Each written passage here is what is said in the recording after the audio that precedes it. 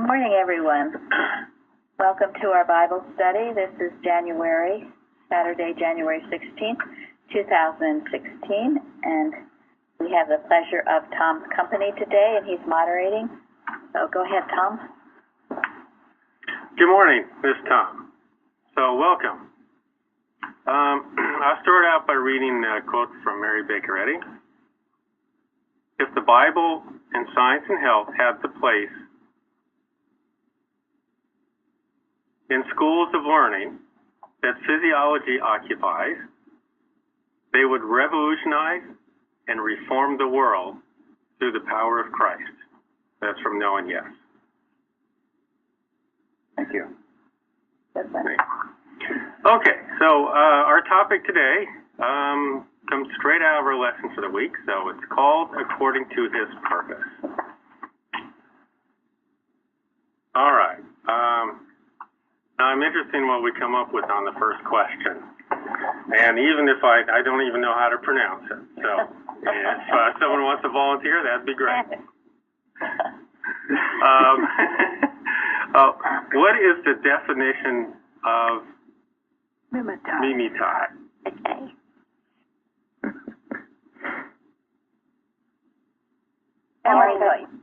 Well, I have to admit, when I first read this, I thought, this is Tom's sense of humor. It's a trick question. And I looked it up in the 1828 dictionary, and it wasn't there. Actually, it's the root of a word in the 1828 dictionary. We'll get to that. It is. So I went to the ultimate dictionary, Google. After I asked Mary what I should do.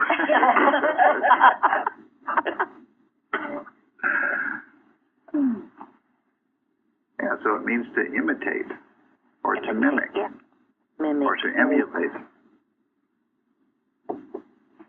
And that's the word that's the root of, is mimic. Yeah.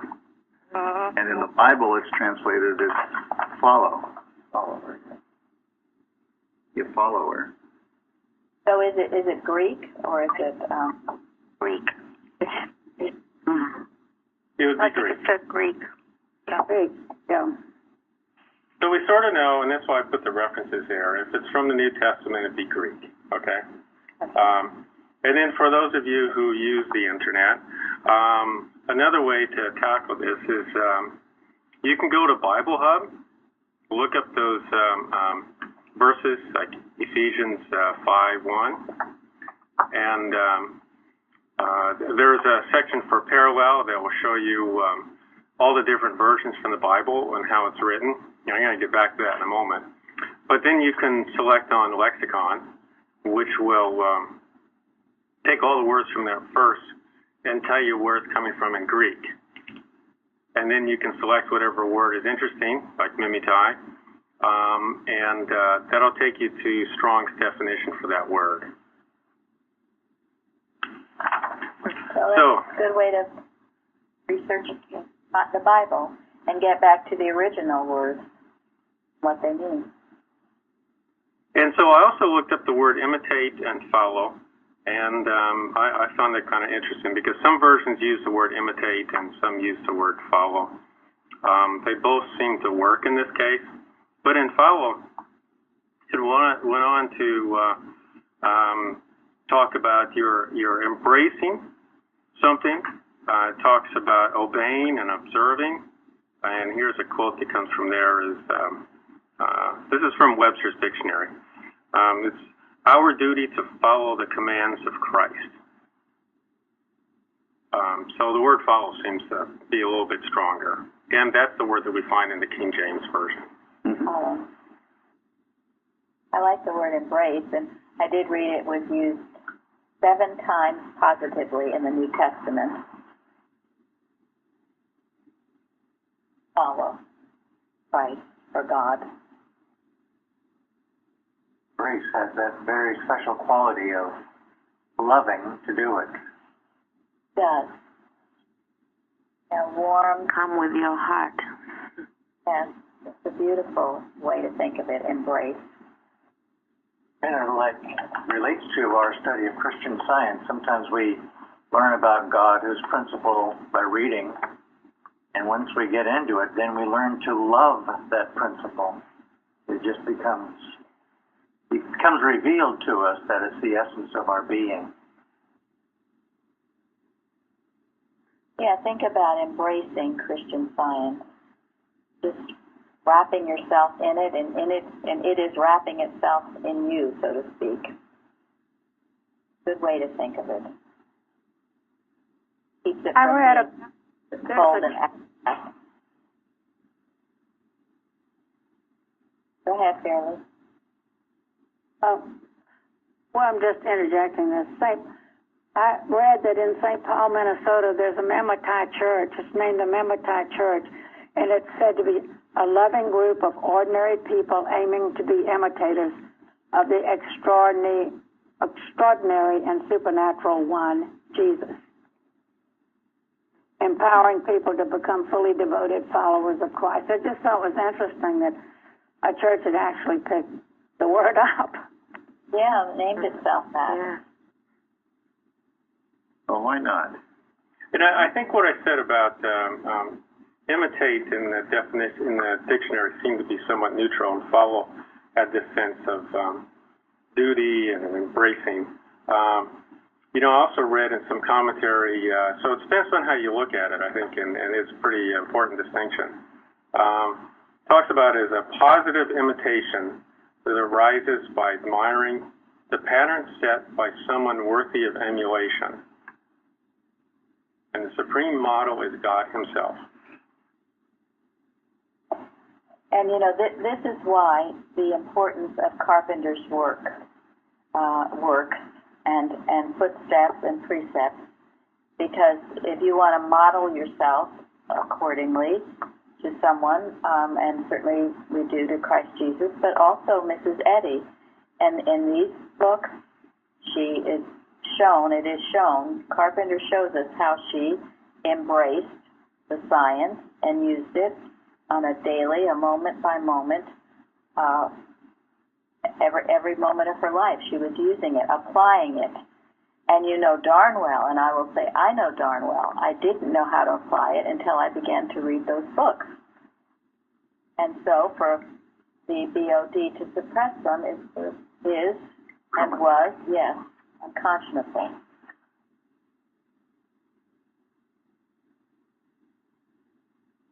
I'm sure you'll all agree that reading those books has given you a greater understanding as to how to live the science.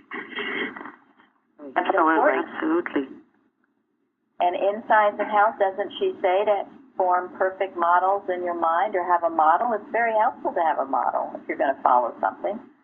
And you want to make sure your model's a really good one. And we know darn well she is. And in Ephesians it says, be ye followers of God. In other words, imitate God. And I'd be curious what anybody thinks that means.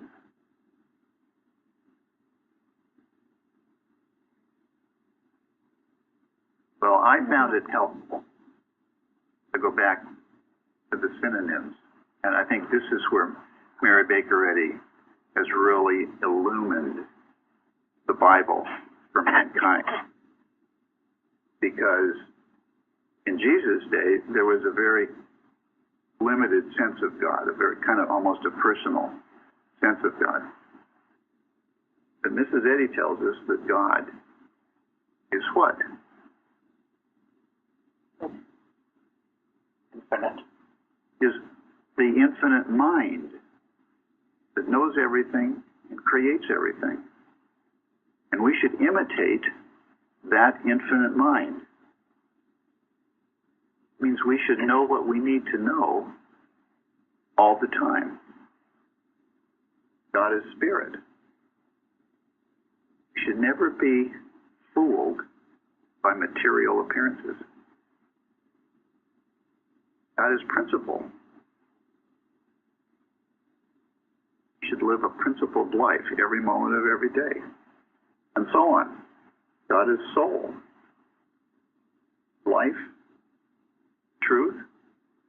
should be truthful in everything we do, and love. Be governed by divine love in everything we do. It should be the only motive for anything we do. I find this to be very practical.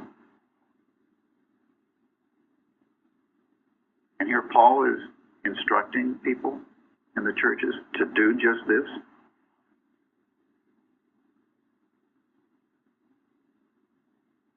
I'm sure it was not really as comprehended as well as it is today after Science and Health is written. So, but the definition of God, Mrs. Eddy's definition in the glossary, truly it's something to work with every day and to identify yourself with those qualities, emulating them, knowing they are yours, if you apply them. And of course, Mrs. Eddy did, and so did Christ Jesus, and that is why their examples are so important. Okay, Tom? Oh, okay.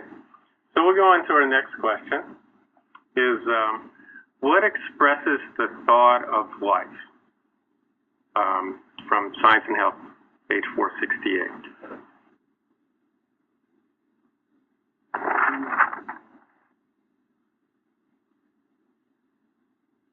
Yeah, there's a hymn about that, right? Yes, there is. There's no time, there's only eternity. Are you sure? Well, if God is one's mind and one is spiritual, yes. No beginning, no end. Now, we don't sing hymn 418 very often. The music is a little bit, sounds like a hymn from the mid-1800s. But if you look at those words, there's a very strong and powerful statement about eternity. And I had heard that Mrs. Eddy was very fond of that hymn. And I can see why. The clanging bells of time. Yeah. Oh, cool. We used to sing that every New Year's. Yeah. For Maybe that we should pull it reason. out. We should pull it out again. Yeah. Yeah, and I know many of you have said this idea how fast time seems to be going. Well, there you are. There really is no time. We're living in the present, and we should think of it that way. We're going to go on forever, and we don't need to record ages. As Mrs. Eddy says, we are ageless, diseaseless, and deathless. And there's only the eternal present, the eternal now. So, what I think would be interesting is this. So we're talking about what Mary Baker Eddy wrote in Science and Health, and what is it in the Bible section of the lesson that gives a similar message or meaning? So I kind of want to make this a little bit of fun. So we just go through the Bible section that we read every day this week, I think, you know. Or if we don't, I'm sure we read it sometime this week. What is it that you can find that supports this, or same thought? The very first verse in the responsive reading, Proverbs 12:28. In the way of righteousness is life, and in the pathway thereof there is no death. And righteousness, part of it is conformity of heart and life to the divine law. So when we're looking to God and striving to bring that law into, see that law in our life, there is good there, and there is no death. Thank you very much. And another one in Colossians, it says, He is before all things. Think about that. Before ever the things themselves appeared, was there life? It says, yes, life always was and always will. Dardell, were you going to say something? Well, yeah, I picked Ephesians 2:10. We are His workmanship, because It never ends that we are his workmanship, and we will always work for God, even in eternity. That's good. Yeah, that's the is, now, not tomorrow or yesterday. Mm-hmm. We are.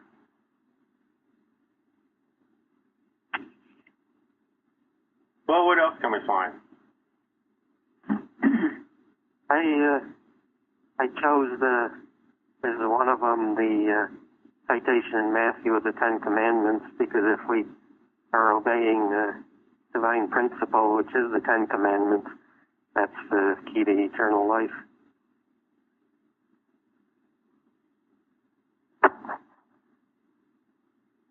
Right. Well, there's a real clear one in Matthew, isn't there? 29. Verse 29. Chapter 9. Everyone that hath forsaken houses, and brethren, and on and on and on, for my name's sake,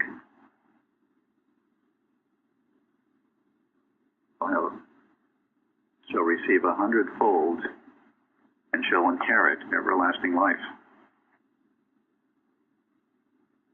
Matthew also says, "Straight is the gate and narrow is the way which leadeth unto life, and few there be that find it." Phyllis, That, let's take what Gary said and what does that mean to us first. what does it mean to forsake houses and brethren?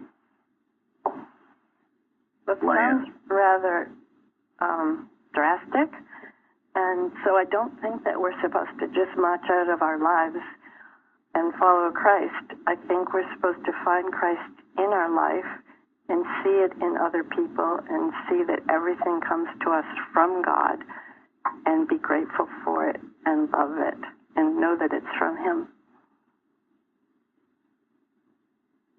He doesn't want us to give everything up like a house or heat or, something that's pretty necessary for this life. What does he want? He wants us Make him first. Make him most important. Yes. We make him first, we will have everything else that we need. And it says, even in the watch, it talks about companionship, affection, everything that we need. In him we find who we are. Right. And what do we have to forsake? We have to forsake. material sense of things. Yes. Right. And anything that would impair our finding the Christ. Anything that would try to stand in the way. And in those days they did drop everything and leave it. Bruce wrote to that on the forum. And they did drop it all and left. And I know, in days past here at our church, people did drop everything. They moved to Plainfield. It's not a impossible thing to do that, to want to do that, to feel that desire to do that. If God is directing it, and if it's something, now there's less the need because of our wonderful internet, but God directs it. But what we all have to give up is a personal sense of things, and that's along with what Karen said, the material sense of things, and also along with what Florence said. If you cannot live without something, you have a personal sense of it, and that must be given up. What is the only thing you can't live without? God. Yeah, simply. And you know darn well, too, you can have everything, all these material things, and still be what? Miserable. Empty. Yeah, Yeah. You really have nothing. Nothing. Miserable, empty. So it's that. And that's what that statement means. And it will mean different things to different people. And certainly what Dale said originally is true too, to see what you have right where you are. And that's to get rid of, to really see that, is to get rid of the personal sense of it. If you have that personal sense of it, you can't live without it, or you're being controlled by it, or it's all this selfhood apart from God. And it's very, very constricting, and will make you miserable until you get rid of it. I was telling someone recently, the first edition is full of this personal sense stuff. And at one time we had someone who was counting how many times Mrs. Eddy referred to personal sense in the first edition, because there was so many. So many. Yeah, it was like every page on average. And the personal sense is how sin, disease, and death stick to you. That's it. It's your personal sense of it. It's your selfhood apart from God. It'll find you if you have that personal sense, because you're believing that you have a selfhood other than God. And so that's the Adam dream, really, and it will find you and stick to you in belief until you relinquish it. We must gladly relinquish it and be willing to put everything on God's altar. When we do that, we'll find it comes back to us in the right sense. And 100-fold. Yeah. And not in quantity, but in quality.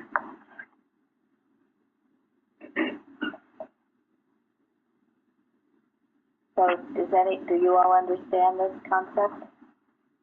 Yes, thank you. Wanted to read something quick that I found this morning in the Blue Book. We do not control our possessions with the understanding that they are spiritual. If we do not control our possessions with the understanding that they are spiritual, they will control us with the belief that they are material. I love that. Thank you. That's great. I love that. Can you give that again? Yes. If we do not control our possessions with the understanding that they are spiritual, they will control us with a belief that they are material. And I needed that one. And that's on page 206 in the Blue Book, if anybody has it. The Blue Book.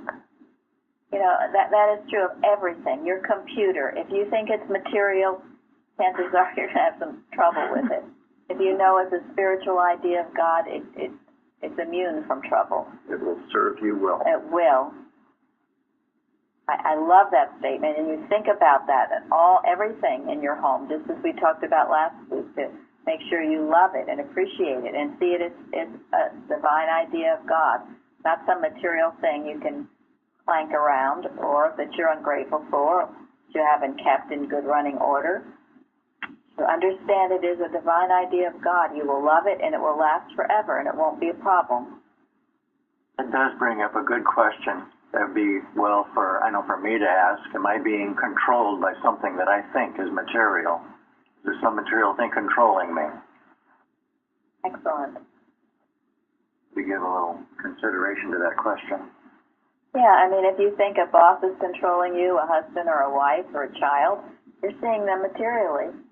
You're not seeing them as divine expressions. And if you're seeing them that way, then the attachment of whatever is wrong is there. Yes. Yeah, or if you see a house as a burden, a maintenance burden, or if your car is, just one problem after the other, you're letting a material concept of them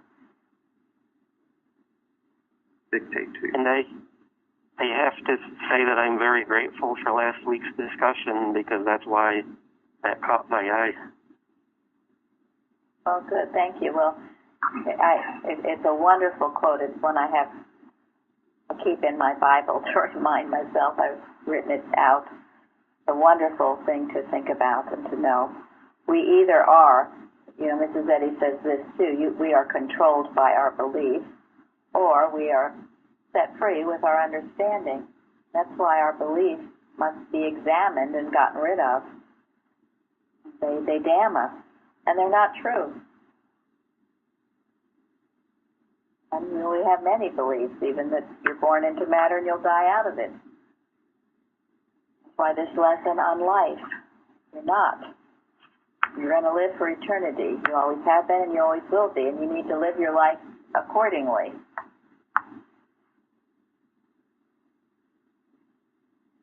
Excuse me a minute. Can someone figure out how to pronounce that? Barely. Is that the right pronunciation? Probably not. Mimikai? Any Greeks among us? Yeah, where's our Greek? Oh, that's a good enough definition. Well, one of my thoughts on the question of what expresses the thought of life was that, and I kind of say this to everybody who's on the line, even if we haven't heard from you yet, but we're reading something in Science and Health written by Mary Baker Eddy, and then we're jumping to the lesson, the Bible portion, and we find the same thoughts. And I think that's really important. Absolutely. That's a good little key for those of you who are writing lessons. Make sure they correspond. They should. One enhances the other in both ways. And it's certainly what we find in our Wednesday readings, and those were beautiful Wednesday nights on mercy. Both the Bible and then Mrs. Eddy's writing. They just intertwined. And it was something very needful right now, too, with all this other stuff in the news. We need to remember that love is the answer and the liberator. Mercy. So why do you think what Mrs. Eddy wrote relates so clearly to what is in the New Testament here?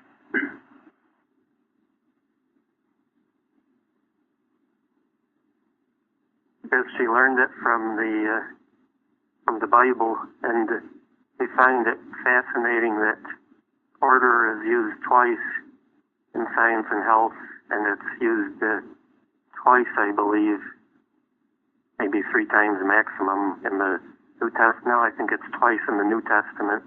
And when you put those side by side, you can see that one is referring to the one reference in the Bible, and the other one in Science and Health is referring to the other reference in the Bible. I mean, that's at least what I see.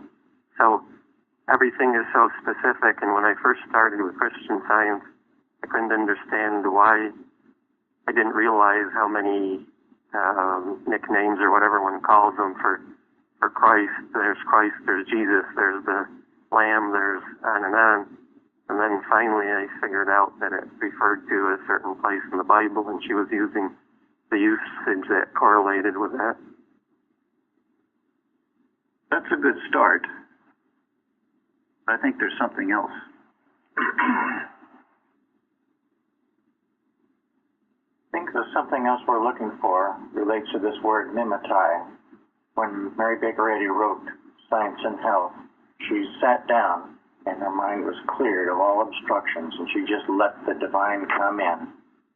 She said that she didn't even know what she was writing, but she just wrote it down because it came. So they came from the same source that I'm under order. Came from the same source that motivated Jesus and Paul. It all returns back to Heavenly Father, God, truth, who is unchanged and unchanging. Yeah, that's it. What we're reading in the Bible and what we're reading in Science and Health,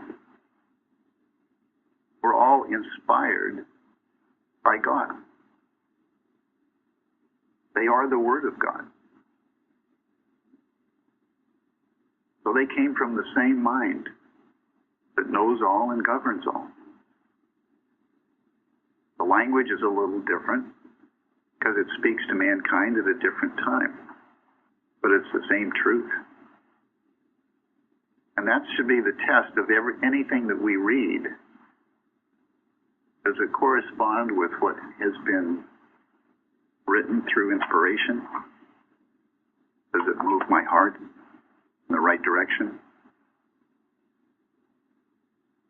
Yeah, Mrs. Eddy, she said she spent, before writing Science and Health, what was the only thing she studied? For 3 years. Bible.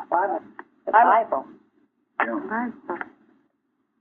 I thought it was so wonderful. Elizabeth was telling me this week how she's starting to read more and more of the Bible and also other books about the Bible, because she really never knew anything about the Bible.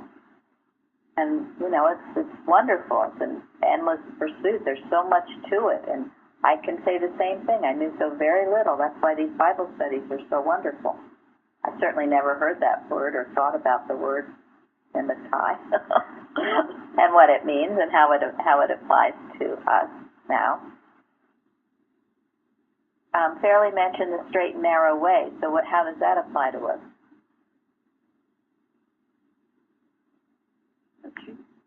That's the gate, the pathway that very few take, but that's the right one. That's the Christian Science path. One without distractions. Right, without distractions. You know, I would say it's a pathway open to everybody. You follow it, but it's open for everybody. Yeah, what that means to me is that God is divine principle. That the laws of God are laws. It means that Christianity is scientific. That means that there are rules, and if you obey the rules, you get the right answer. If you stray from obeying the rules, you're going to get the wrong answer, just as in mathematics or any other science, so-called. We're dealing with science, and Mrs. Eddy warns us, you can't fool around with science. You can't name the name of science and go off and do your own thing. And then wonder why, it doesn't work, and then you blame science. And that is a good analogy. It always is, the idea of math and principles. You can, Mrs. Eddy says, you can work on problems and you can make one little mistake and your whole answer will be wrong. So these are rules and principles that have to be obeyed. I just love the word in the format. It said about Einstein said that science without religion is blind, and religion without science is lame. And I love that. Yes. Yeah, he got it. Got it. And he got it at a time when Mrs. Eddy was around working for the world. It was a period of great increase in enlightenment and invention in the world when Mrs. Eddy was here. And this, we must remember that this is what our watches and prayers can do for right now. Because it was no coincidence that all these things were happening when Mrs. Eddy was watching and working. And so it is now too. And many inventions are so helpful for the advancement of mankind. And if we're doing this work and knowing where all the one mind is being expressed, there's no limit to what can happen. So this work is highly important, not to be put up on a shelf for some time later. It has to be done. So, and I thank you, all of you, who are doing it. Anything else on the straight and narrow? Tom, where are we now? Okay, well, we have talked a lot about, and we'll get back to it. I think there's more we could do on what what can his followers, what are it that followers have to do? We've kind of talked some of that. But just to jump back on the question is, what should his followers avoid doing? And I think, which is just for fun, is what in the lesson this week tells us that we should avoid doing? There's a whole list of them. Yeah. Don't get up early and drink, party all night, disregard God, and then think you're really smart. Very well stated. Very well.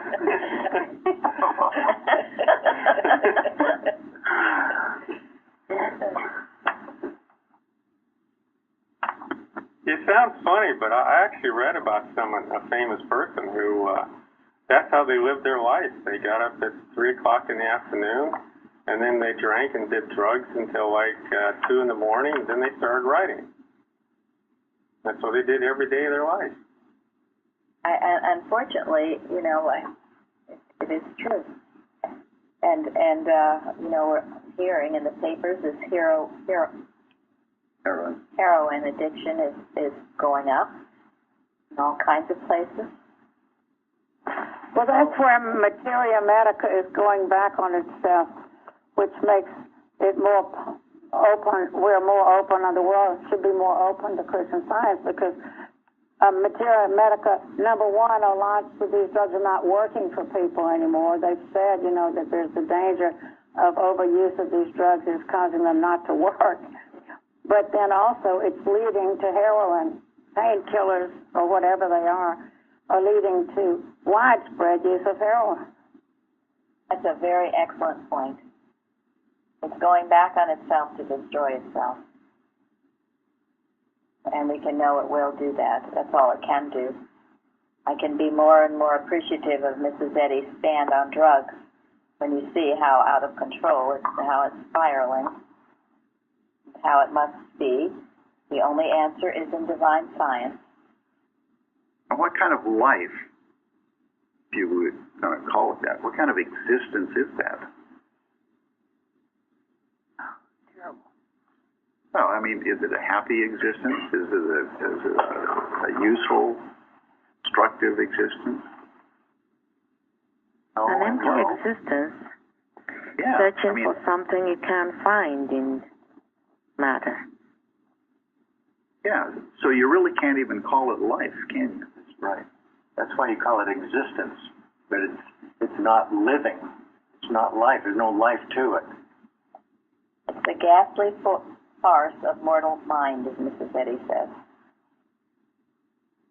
I think it's whether you embrace life or you embrace death. Right. There are ways of, killing yourself, destroying yourself without putting a gun to your head. It can be a fast process or a slow process, and this kind of thing is. And if the other way, and perhaps it goes along with it, is if you're hating and resenting and not loving your life. Love alone is life. If you're hating your life, if you're hating other people and you're jealous or all of those things, the carnal mind, as the Bible calls it, you're killing yourself. Then you wonder why, you come up with some dread disease down the road. Well, you have, it's mortal mind. And it's the lie and the liar. They're both the same. The disease and the mental anguish, carnal mind that seems to have caused it. It's all the same. It's not the truth. That enmity with God. The answer is to get out of that carnal state and into the divine mind. Your body will naturally respond. But you cannot be doing those things and expect that your body will be great. It won't be. It won't be. So one of the reasons I asked that question is, if we read this in Isaiah where, don't drink all day and night, as Christian Scientists, okay, yes, we get that, and probably none of us are going to be drinking all day and night, but I think it does have meaning to us, okay? Sometimes I can, try and get overly scientific. If you're struggling with something and trying to really, really understand science and health and just not getting it, sometimes if I just back up and say, okay, maybe I don't know what the right way to think or whatever, but, I'm not going to go and curse someone out, things like that. Just say, okay, don't do the things I'm not supposed to do. You relax a little bit, and then over time, then the spiritual sense of things will start coming to you. Yeah, that's good, because Mrs. Eddy says, you don't jump into heaven in a single leap. And And if you're overly concerned about your own growth and progress, she says that too, that it belongs to God. And it will unfold. If you get all entangled in trying to figure everything out, then you're not being a divine state. You are in a turmoil of the human mind. Not helpful. And how many of us have already reached perfection? Now, how many of us already know everything there is to know about God? I mean, really. I mean, that's why she said it's precept upon precept. And that's why humility is absolutely essential.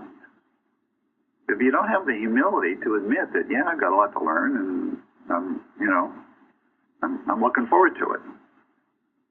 If you don't have that humility, you're lost.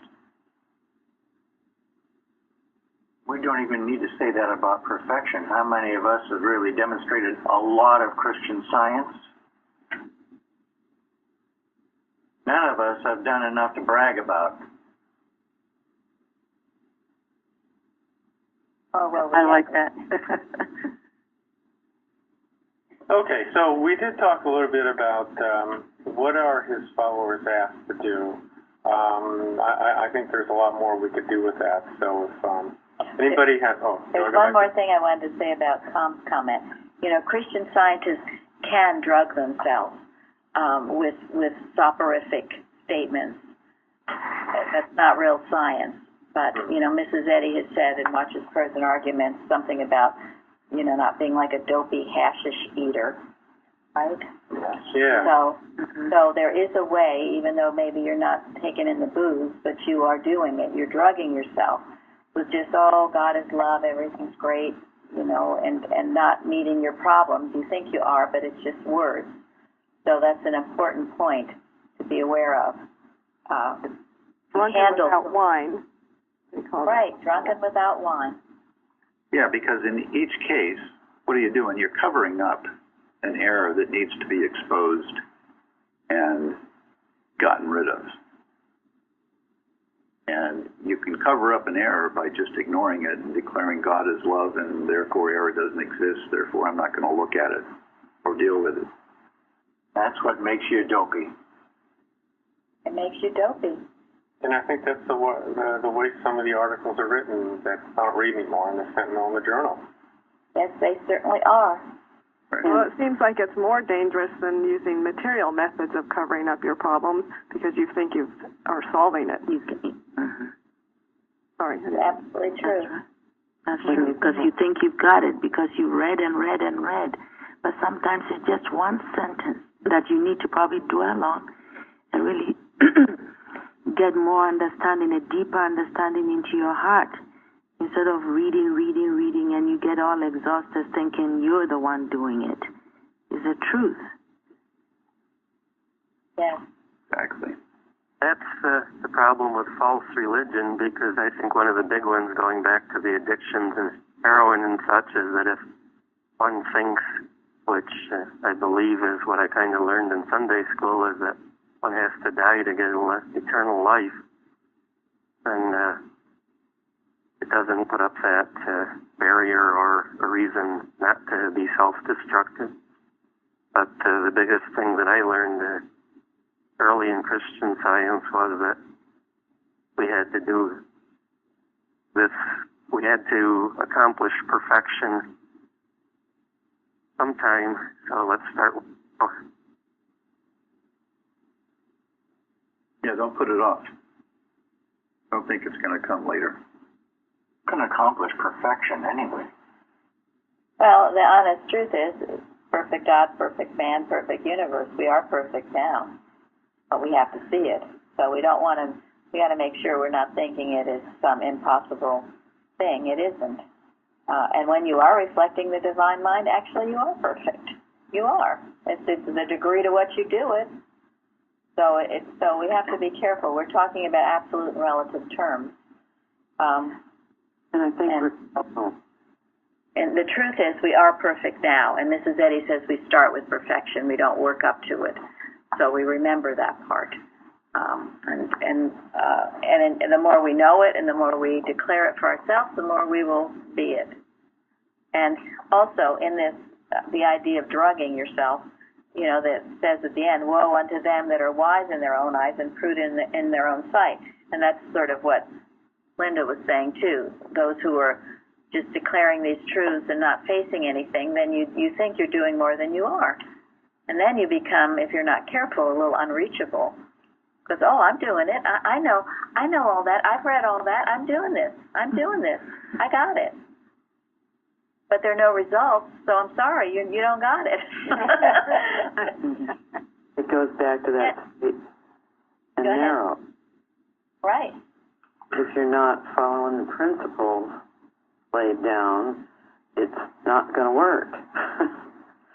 Not going to work. It's kind of like listening to, I had a problem with my computer, and I got the idea of something I needed to do, and I didn't want to do that. And as long as I didn't want to do that, the computer didn't work. I tried all kinds of other things. But when I finally did what I was told, guess what? The computer worked.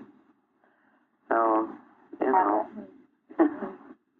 like, let's not beat our heads against the wall.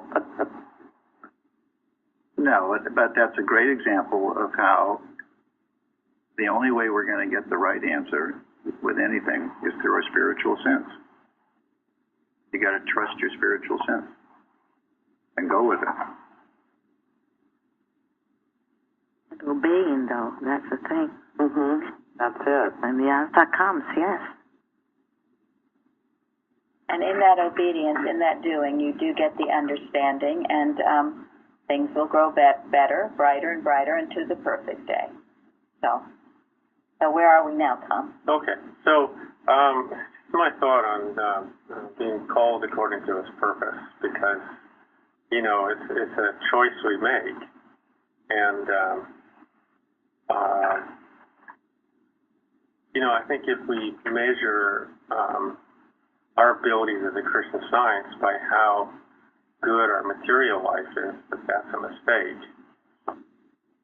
But when we've chosen to follow God, called according to His purpose, that we have to have patience and endurance. And that's the measure which we should hold ourselves to. Very good, thank you. Yes. And in a way, you're speaking to the rich man too.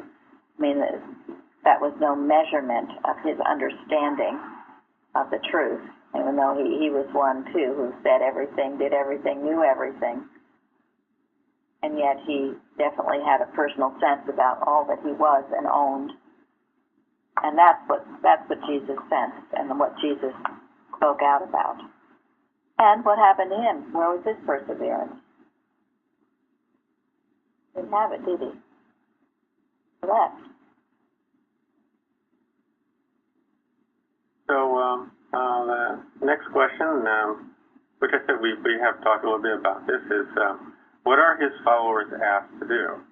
And, just for fun, if you can find some quotes in the Bible portion of the lesson that tells us, answers this question. The first part of the Golden Text, a responsive reading from Deuteronomy. I command thee this day to love the Lord thy God, to walk in His ways, and to keep His commandments and His statutes and His judgments, that thou mayest live and multiply, and the Lord thy God shall bless thee in the land whither thou goest to possess it. So there's the recipe: to love, walk in His ways, and keep His commandments. Thank you. It says it too in the that thou mayest love the Lord thy God, and that thou mayest obey His voice, and that thou mayest cleave unto Him. For He is thy life, and the length of thy days. Yes. Love, obey, cleave. I think Florence put that on the forum. And truly, if all of you do not do this, you should be doing it. You start your day knowing that God is your mind, God is mind, God is my mind, God is the only pure and perfect mind. Mrs. Eddy also said, and all my moments are His. And then, God is life, God is my life, God is the only pure and perfect life. God is your life. Your body isn't your life. Your organs aren't your life. God is your life. God created you, and God created your organs and everything else about you, so leave it there. Don't take on any of this personal sense about it all, or you're out in the realm of the Adam dream again. Or think that somehow you're so spiritual you don't have a body. Right. That's true as well. Yeah. His followers are also asked, it is more blessed to give than to receive. To give to those in need without seeking worldly reward. In the story in Luke. Yeah, that's what the righteous rich man was unwilling to do, wasn't it? Yeah. Willing to part with his riches and help the poor. Oh, I think there's lots in here. What else? Yeah, Someone else who hasn't spoken yet.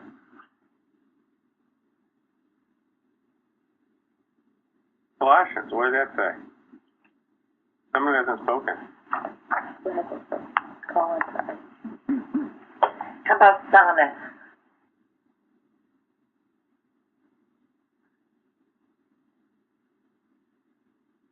Hey, how about Suzanne?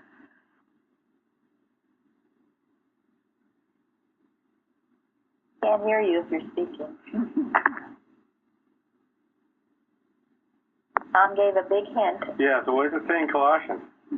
Gratitude. How we give thanks to God.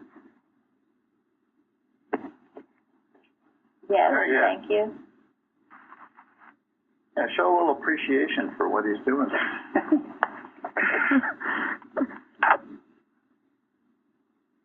Thank God I'm alive. I tell you, if we try and be so scientific in our thinking and we're not grateful, it's meaningless. Absolutely, thank you. It means nothing, and you won't be able to stick to it.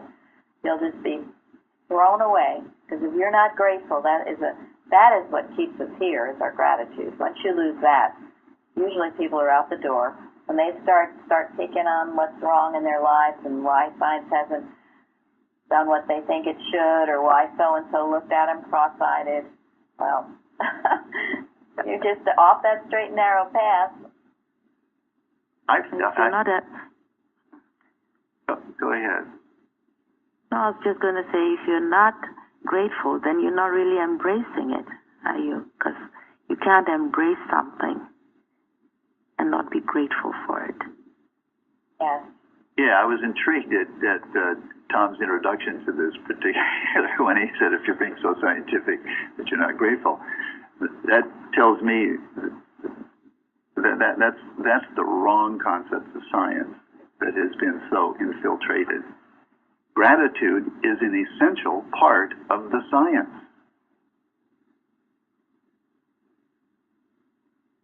What does Mrs. Eddy say about ingratitude? He says it's the unpardonable sin. He says gratitude is essential for healing. And you have to have it before you're healed. You don't wait. There are always things you can, excuse the expression, bitch and moan about. There are always those things. But there are always those things that you can be grateful for. And if you concentrate on the things that are the glass half empty, then you'll have more of the same. Gotta be grateful. Joy and gratitude are two essential ingredients to any healing. And what Tom said is so true. You're so scientific, that's the letter without the spirit, and it will fail you. I don't care if you have a whole textbook memorized. Tells us how important gratitude was to Mrs. Eddy, that the only other service that she set up was for Thanksgiving. Yes, Yep. Thank you. That's beautiful. And I don't know what other churches do that. It's so wonderful. Thanksgiving is such a holy day, as every day is here, but wonderful to start Thanksgiving with our service. And what has it turned into? Everybody just eating and Turkey Day. Turkey Day and watching football and Going to the parade. going to the parade. Yeah. Well, if you're a New Yorker, what? Football games. Yep. Marathon. Marathons now. I hear that. The turkey trot. Oh, turkey trot. Yeah. Yeah. Well, anyway. So I also mentioned Corinthians in our lesson that says trust in God. So if we're called according to His purpose, we need to have that patience and endurance. And, how do we do that? And I think this tells us right here in Corinthians is you trust God. And you'll have that patience. You'll have that endurance. Yeah, even if things don't seem to be working out at the moment, you can trust Him that they will. Because all things are working together for your good. If you are called according to His purpose. Sufficiency is of Him. And do all things without murmurings and disputings. Yes, Good. yes, I was thinking of that one. Thank you. That's the no whining. Oh, boy. Being grateful before healing is a positive expectancy. Yes, it is. It is. Also love for the principle of perfect God, perfect man. Yes.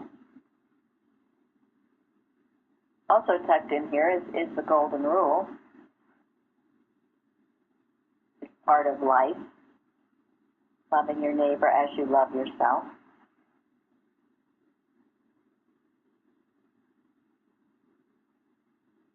The thrust of it is that in this lesson, doing righteously, yes, and that's a beautiful definition in the Webster's Dictionary. I think Joseph put the whole thing on the forum. It's a beautiful one to refer to. That's another one I have tucked in my Bible. I would like to say a thank you to Tom for these questions. At first, I wasn't so sure about them, but then when I started on them, I was so grateful that these were the questions that were for our Bible studies this week. So thank you. Well, thank you. Yeah, to see how he related it all back to the Bible and its stories, and there was a lot to talk about.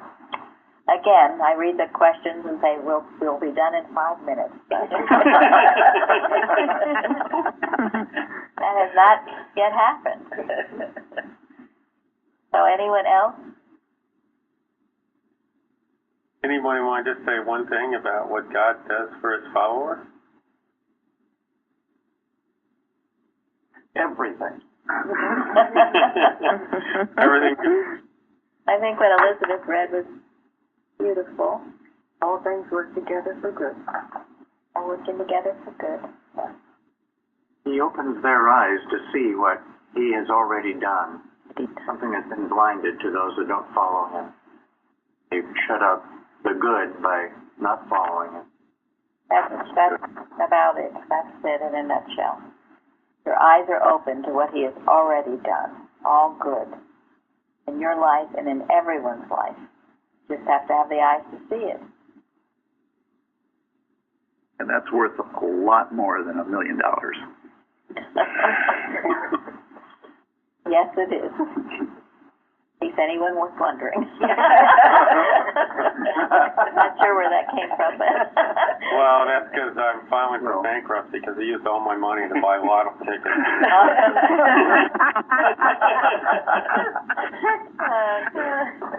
But that's how we should measure the richness of our life. Is how much of God's goodness we see around us.